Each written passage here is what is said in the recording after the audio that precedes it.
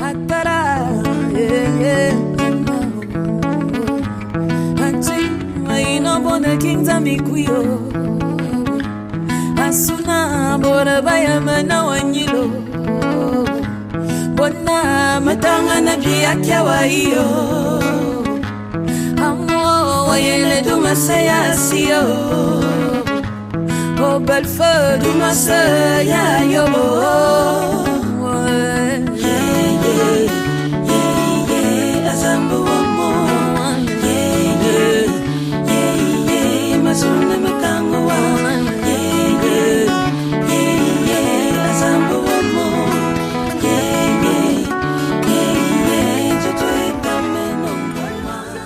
C'est une grande histoire. Ça rentre dans les annales de la France.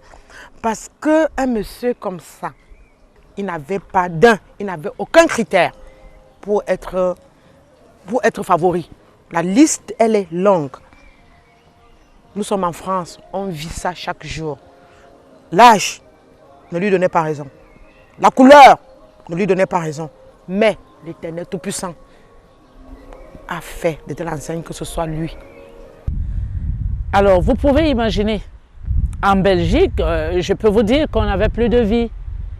Tous les 2 jours, il fallait appeler, il fallait suivre le programme, savoir aujourd'hui quel rendez-vous il a et tout. Et sans oublier que tous les 2-3 semaines, il fallait quand même que quelqu'un passe à Orléans. Nous avons subi la pression à cause de la condamnation de notre frère Samuel, lorsqu'on a appris qu'il n'avait plus que quelques temps pour vivre. Et toute la famille était presque en deuil, toute la famille était dans le tourment. On a fait recours, comme vous pouvez l'imaginer, à la prière, quand bien même nous étions en train de voir des voies et moyens. D'abord, à la cathédrale Sainte-Croix d'Orléans, à l'occasion du premier anniversaire de cet exploit. Ensuite, plusieurs fois, à la salle des fêtes d'Orléans, notamment lors des 2e et 5e anniversaires d'un événement resté mémorable pour beaucoup. Je crois que c'est Dieu qui l'a voulu que je sois présente le jour où il reçoit le coup de fil du médecin de Tours qui devait l'opérer. On était avec le docteur Mvondo et le téléphone de M. Mabé sonne. Après, il répond naturellement « Allô? Oui, docteur. Oui, c'est bien moi, M. Mabé. Oui, je suis à Orléans. Oui, je peux venir. » Tout le monde est resté sans rien dire. On était émus, sachant qu'il attendait justement cet appel pour l'intervention. Et tout le monde a compris tout de suite que c'était ça. Alors, c'était une émotion. Il y avait la peur, il y avait la joie. Et il y avait sa femme, la pauvre maman Véro, vraiment. Elle se baladait partout. On dit quoi? Qu'est-ce qui se passe vraiment? Pendant que son mari parlait un peu au téléphone avec les médecins, ils ont voulu déplacer un avion pour venir le chercher, oui, à Orléans.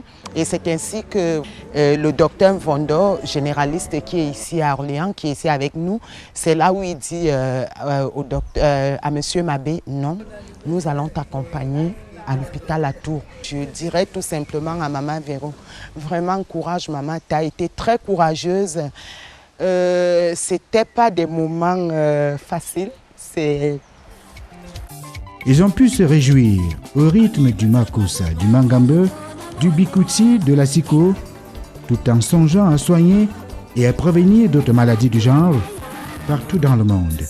Le jour où l'appel est venu, on a dit qu'il fallait qu'il soit à Tours dans l'heure. Alors, donc, normalement, le système là-bas voudrait qu'ils prennent une ambulance. Mais j'ai vu la réaction de Maman Mabé. Maman Mabé avait une réaction qui était très ambiguë.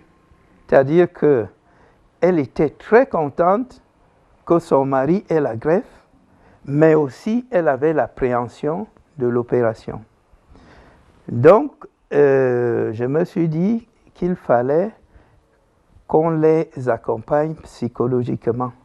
Au lieu de prendre l'ambulance, je leur ai proposé de prendre la voiture de mon chauffeur.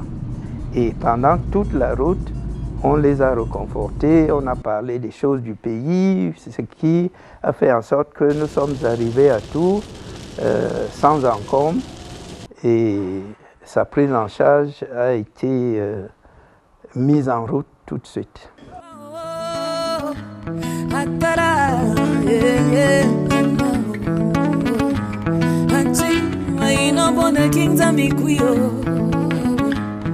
Asuna bora baya mana wanyilo bona matanga na bia kyawa iyo amo wayele du masaya siyo o bel feu du masaya yo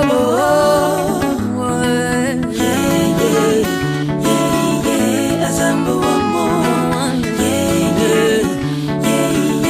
masuna